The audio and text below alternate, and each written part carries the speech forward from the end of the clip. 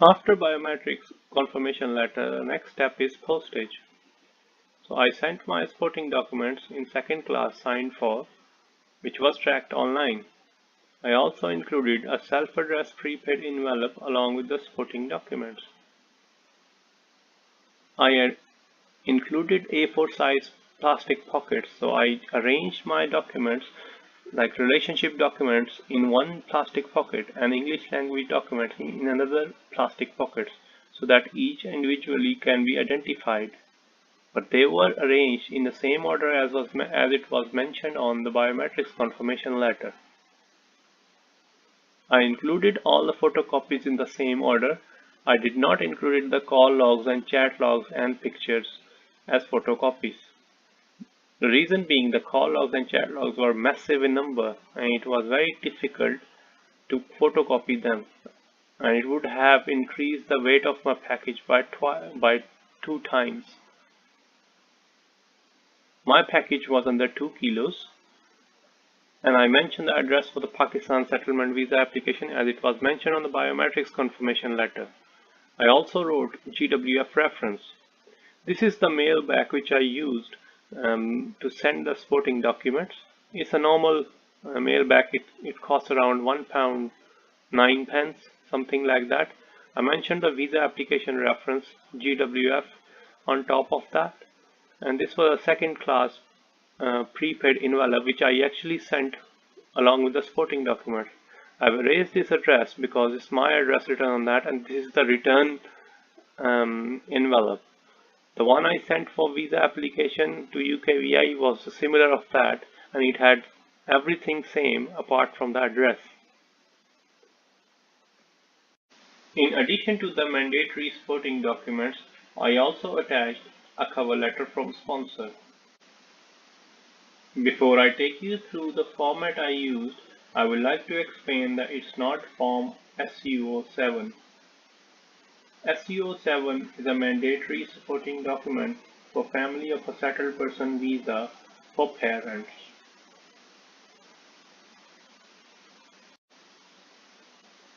This is a sample of cover letter which I wrote to entry clearance officer. It was of 2 pages. The first page has all these details here, and the second page started with the checklist. I will start by explaining what I wrote in the cover letter. So it starts with the date and then Dear Entry Clearance Officer.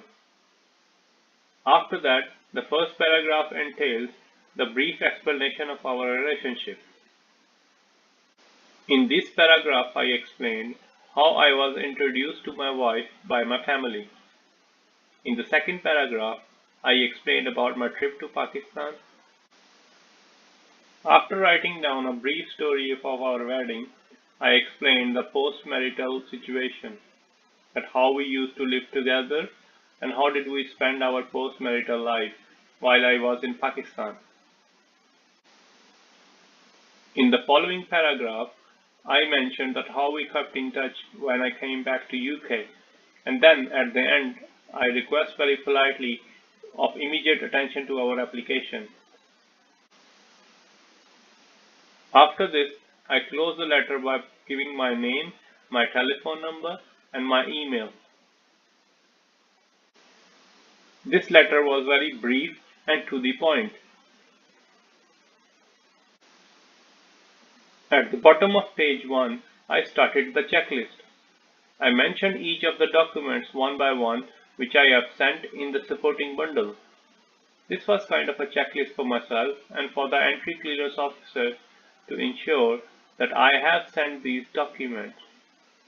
All in all, this was a 2-page document and I attached this after Appendix 2.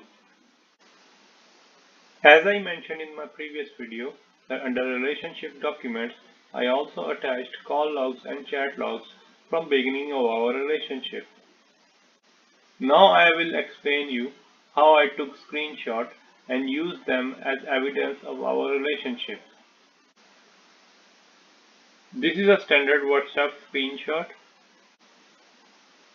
As you can see, this is my wife's number, so I deleted her contact from my phone and just left her number like that. And this is her display picture. And if you look, there is a date stamp here as well. So I took one screenshot per day.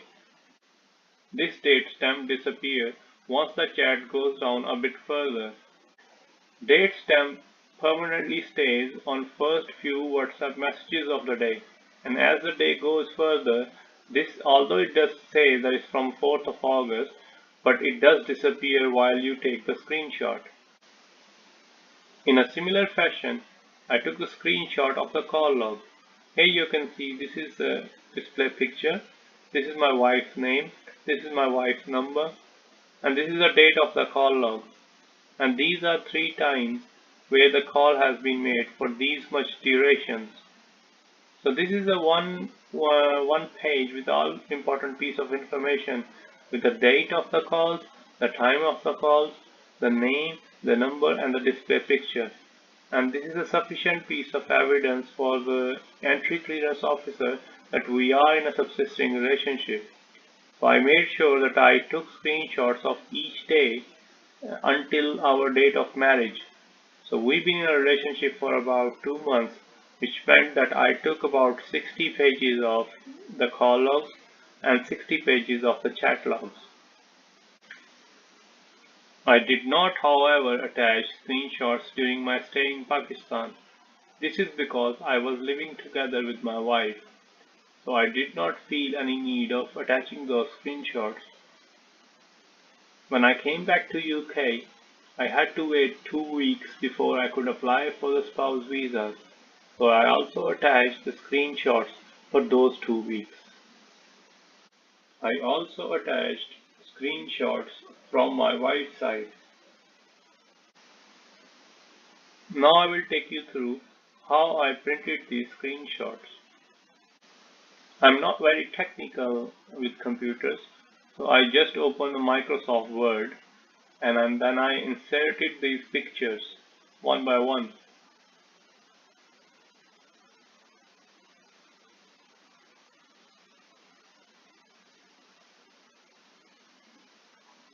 So now I have inserted these pictures together. I can make them small so that they can fit on one page.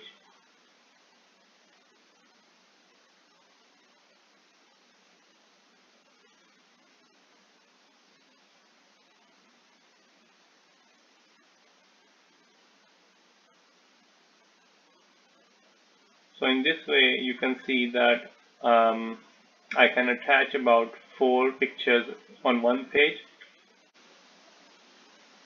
I can then just print them by clicking here. And that's pretty much it as far as the call logs and chat logs are concerned.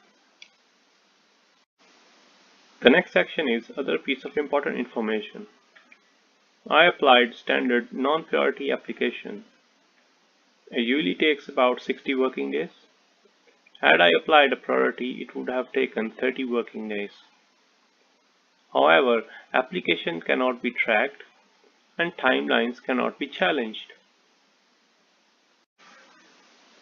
The last section of this video presentation is post-application precautions. I applied for standard application, which takes about 60 working days or up to 3 months from date of biometrics.